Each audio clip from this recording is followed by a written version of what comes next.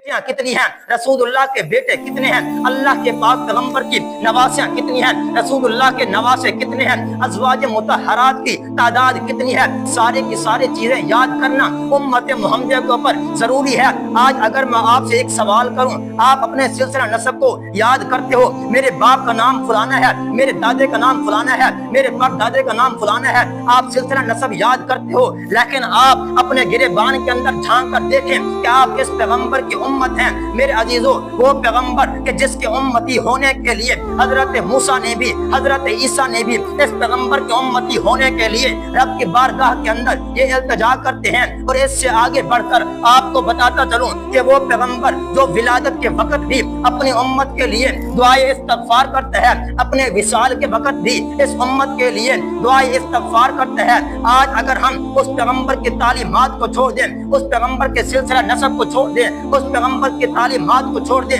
क्या आप सोचें कि हम कैसे कामिल मुसलमान बन सकते हैं?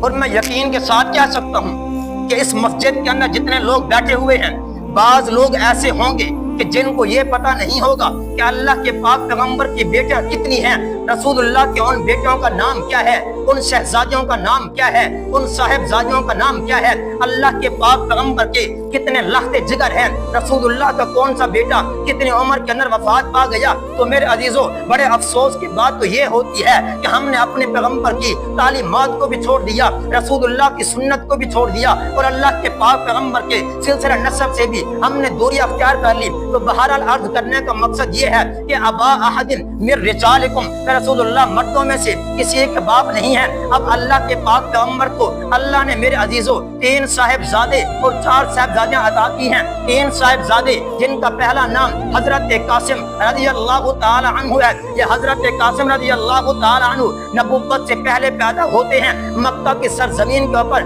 पैदा होते हैं। अल्लाह के पाक पैगंबर के इस लख्ते जिगर की उम्र मेरे अजीजों 2 साल होती है। या बाज़ उलमा कहते हैं कि अल्लाह के पाक पैगंबर के इस शहजादे ने इतनी उम्र पाई है कि अल्लाह के पाक पैगंबर के साथ सवारी पर सवार होने के काबिल थे। ये भी अल्लाह के यहाँ चले गए, ये भी इस दुनिया से पर्दा फरमा गए 2 साल की उम्र के अंदर। और इनके वालिदा का नाम क्या है? हजरत कासिम की वालिदा का नाम क्या है? हजरत अम्मा खतीजा रज़ियल्लाहु ताला अन्हा। ये हजरत अम्मा खतीजा के बतन अतर से हैं। और इनका नाम क्या था? हजरत कासिम। इसी वजह से अल्लाह के पाक पैगंबर के जो कुनियत है वो अबुल कासिम रखी गई है। अब आइए अल्लाह के पाक पैगंबर के दूसरे लख्ते जिगर के ऊपर कि जिनका नाम क्या है? हजरत अब्दुल्ला रज़ियल्लाहु ताला अन्हु। और हजरत अब्दुल्ला के लक़ब क्या है? हजरत ताहिर और हजरत तय्यब। ये अल्लाह के पाक पैगंबर के इस लख्ते जिगर के लक़ब हैं। मेरे अजीजों, हजरत अब्दुल्ला की वालिदा का नाम भी हजरत अम्मा खतीजा रज़ियल्लाहु ताला अन्हा है। ये भी 1 साल 6 माह के अंदर ये भी इस दुनिया से पर्दा फरमा जाते हैं। अल्लाह के पाक पैगंबर का तीसरा लख्ते जिगर, तवज्जो, अल्लाह के पाक पैगंबर का तीसरा लख्ते जिगर जिनका नाम हजरत इब्राहीम अलैहिस्सलातु वस्सलाम है। हजरत इब्राहीम रज़ियल्लाहु ताला अन्हु है। मेरे अजीजों, अल्लाह के पाक पैगंबर के इस शहजादे ने भी तकरीबन 1 साल 8 महीने तक उम्र पाई है। तो अल्लाह के पाक पैगंबर का जब ये बेटा मेरे अजीजों विसाल करता है तो अल्लाह के पाक पैगंबर के खिलाफ अब मक्का के लोगों ने मेरे अजीजों दारुन नदवा के अंदर ये मीटिंग बनाती है। अब वो लोग ये कहते हैं कि अल्लाह के पाक पैगंबर के 3 साहिबजादे थे, वो पहला भी चला गया, दूसरा भी चला गया, तीसरा भी चला गया। अब अल्लाह के पाक पैगंबर का नाम लेने वाला कोई नहीं होगा।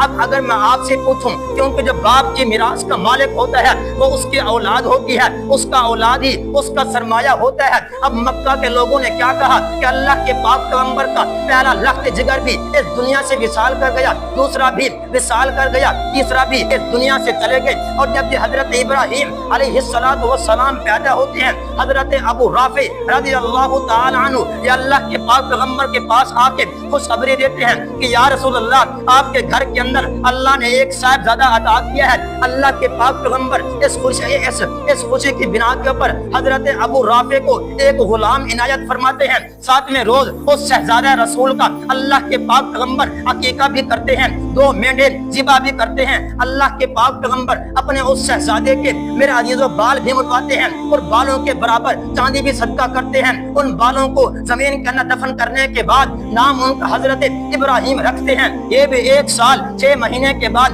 अल्लाह के यहाँ चले जाते हैं। तो मेरे अजीजों जब ये चले गए, अब मक्का के लोगों ने क्या कहा कि अल्लाह के पाक पैगंबर का दीन मिटने वाला है, ये पैगाम मिटने वाला है, क्योंकि औलाद होती है वो बाप के फरमान को लोगों के सामने जाके उजागर करता है। जब अल्लाह के पाक पैगंबर की नरीना औलाद ही नहीं रही तो ये तालीमात, ये पैगाम, ये अहकाम, ये दावत तबलीग लोगों तक कैसे पहुंचेगी। उधर से अल्लाह की तरफ कुरान करीम नाजिल करते हैं, वरफ़अना लका ज़िक्रक, ऐ पैगंबर आप नाज़ार, आप परेशान ना होइए, आप इस धरती के ऊपर परेशान ना होइए, आप गमी की हालत के अंदर मुब्तला ना होइए, इस दीन की इशाअत हमारे जिम्मे है। अब अगर मैं आपसे सवाल करूं, वो अबू जहल के जिसके कई बेटे थे, उसको अपने बेटों के ऊपर फख्र था, नाज था, वो सारे के सारे तो मिट गए, सिवाय उसके जो अल्लाह के पाक पैगंबर की तालीमात के ऊपर आ गए। हजरत इकरमा बिन अबी जहल या अल्लाह के पाक पैगंबर की तालीमात के ऊपर आया, आज भी दुनिया उसको सलाम अकीदत पेश करती है। वजह क्या है?